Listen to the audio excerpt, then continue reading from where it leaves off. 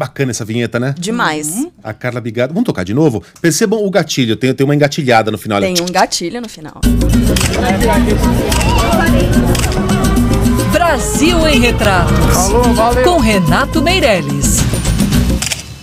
O Hugo Alexander é um gênio, né? Gênio, né? Ele dá aquela engatilhada na Glock, porque o Renato vai no alvo da questão, vai no centro do alvo. E eu quero apresentar a questão, que é o nosso assunto de hoje. É um assunto muito interessante mesmo. Lembrando de duas grandes tragédias mundiais que aconteceram no passado recente. A primeira é o tsunami. No início da década retrasada, que varreu as praias paradisíacas do Sri Lanka, de que outras? Tailândia. Enfim. O tsunami, né? O tsunami que varreu várias das praias mais bonitas ali do Pacífico e deixou mais de 200 mil mortos. O segundo foi o terremoto no Haiti, que aconteceu há 9 anos, mais ou menos, quase uma década, e que deixou mais ou menos o mesmo número de mortos. Mas se você relembrar essas duas tragédias, e nós já éramos jornalistas naquela época, então a gente consegue medir bem a repercussão e a comoção, o tsunami provocou muito mais choque, muito mais comoção, muito mais susto do que o terremoto. E aí, pensando bem, né, Renato? Talvez porque as pessoas não se identificassem com os pobres haitianos, esquecidos por Deus, castigados pela natureza. Nós não vivemos sobre uma falha tectônica, mas nós frequentamos praias. E a gente se relaciona com aquela imagem das pessoas tomando sol e sendo varridas pelo mar. Por que é que mortes provocam diferentes repercussões? É uma discussão que vem bem a calhar no momento em que a gente está relembrando os mortos da tragédia da Boate Kiss, né, Renato? Bom dia para você. Bom dia, Megali, Sheila, Carlinha. Bom dia a todo mundo da Band News. Olha, esse é um debate que vira e mexe e volta para a discussão do efeito que diferentes tragédias têm na população e também no imaginário coletivo dos brasileiros e também das pessoas do mundo. Acho que nesse primeiro exemplo que foi colocado, Megali, tem uma questão real de identificação, né? Todo mundo lembra daquela música do Gilberto Gil que falava o Haiti é aqui, e que na prática mostrava a dificuldade que existe de uma identificação mais clara e direta, ou mais transparente e direta, com situações que são próximas e corriqueiras do que comparado a situações que são muito mais distantes, de países que não são vistos como países paradisíacos, ou tem uma relação não tão próxima como nós temos, nós da classe A e B temos em especial com as referências todas de beleza, de férias e de mar que nós tínhamos como o exemplo do tsunami. Essa identificação faz com que, ou não, faz com que o senso de empatia cresça ou diminua, dependendo do tipo de morte.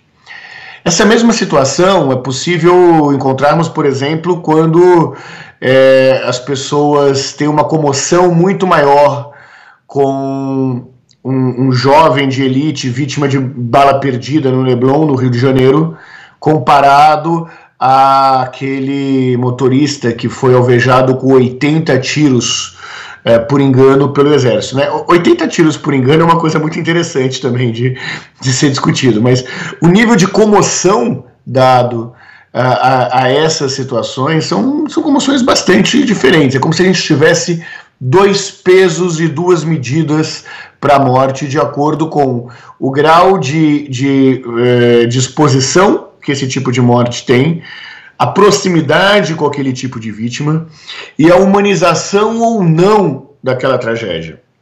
Imagina, Megali, que estamos vendo agora, acompanhando o julgamento da Boate Kiss, em que boa parte dos pais e mães da classe média conseguiu imaginar o seu filho frequentando uma boate, mas causa uma comoção muito maior, uma comoção inclusive que faz com que parte dos brasileiros esqueçam, uma parte considerável dos brasileiros esqueçam que nós estamos tendo hoje, quase 2 anos depois do início da pandemia, uma Boate Kiss por dia de pessoas vítimas da Covid aqui no Brasil. Isso porque agora a gente está no momento mais suave, entre aspas, da doença. Então, no momento mais suave, mais baixo da pandemia, mais tranquilo da pandemia, né? Mas que virou gráfico, que virou número, que de alguma forma passou... o que deveria ser uma tragédia passa a ser normalizado de uma forma que infelizmente não seria saudável para qualquer país minimamente empático, né, de se ter. Tem ouvinte lembrando aqui, fazendo também em paralelo com queda de avião, né? Que costuma gerar muita comoção. E aí, Renato, talvez soe um pouco corporativista o meu comentário, mas é para justificar a cobertura jornalística desse período, porque é recorrente a gente ouvir que, nossa, vocês só têm esse tema, coronavírus, e só se fala nisso, mas é para dar, ou tentar, né, Renato, trazer uma proporção do que realmente está acontecendo. Super verdade, Carla, mas também a forma de dar a notícia pode influenciar e muito essa percepção da população. Vou dar alguns exemplos. Quando você vira um gráfico sobre o número de mortes e não humaniza essas pessoas, o grau de comoção diminui.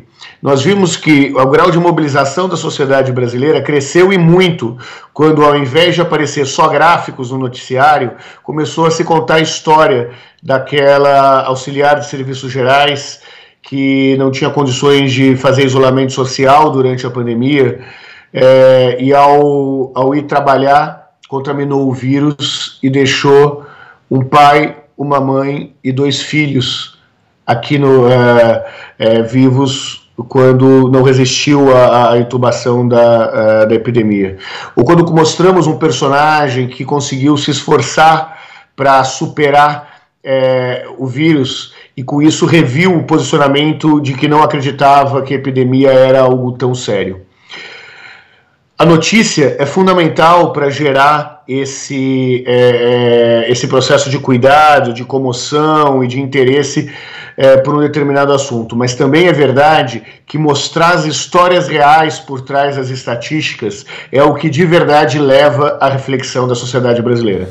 Histórias que passam a ser mais fáceis quando tem um acidente de avião, como o da TAM ou como o da Chapecoense, que são situações muito mais próximas.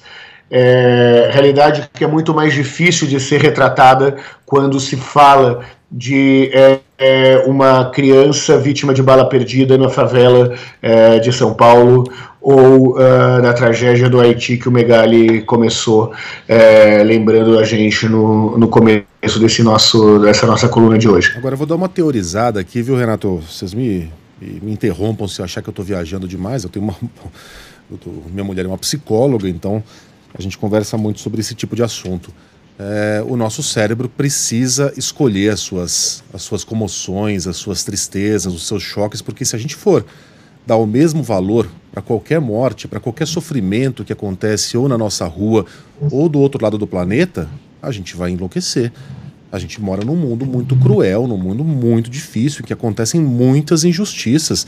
Você imagina se chega a notícia de uma chacina que aconteceu numa cidade do interior de Botsuana e isso me chocar tanto quanto uma chacina que acontece aqui no meu bairro, na minha cidade.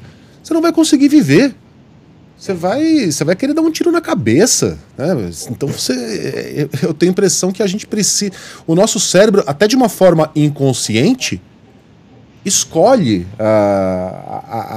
aquilo que vai lhe chocar, aquilo que vai lhe causar comoção, porque senão a gente não consegue viver.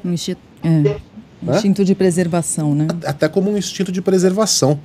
Sei lá, se eu tô indo longe demais, aceito. Não, eu não acho não, Megali, acho que tem... só que são duas questões aí, né? Primeiro, não dá para chorar por tudo, é verdade, mas também nós vimos que, por exemplo, o caso do George Floyd nos Estados Unidos choca muito mais do que, inclusive, aquele policial que algemou numa moto um um suspeito de crime saiu andando com a moto com o cara algemado. Ou o caso do George Floyd comoveu mais do que aquela invasão de Paraisópolis, onde os policiais saíam espancando todos os jovens que estavam no baile funk. Então é verdade sim que é seletivo. O que não é verdade é que isso tem a ver com a proximidade geográfica para isso. Infelizmente, outras situações estruturais, como o preconceito e o racismo, interferem diretamente na percepção de gravidade que um tipo de morte tem e a outra não. Perfeito. Esse papo vai longe. Certamente voltaremos a assuntos parecidos em semanas vindouras. Renato, bom fim de semana, até semana que vem. Um abração, Megali. Beijo, Sheila, Carlinha. Até a próxima, ouvintes da Band News. Até quarta, Renato, porque ele participa no Band News Station. Boa.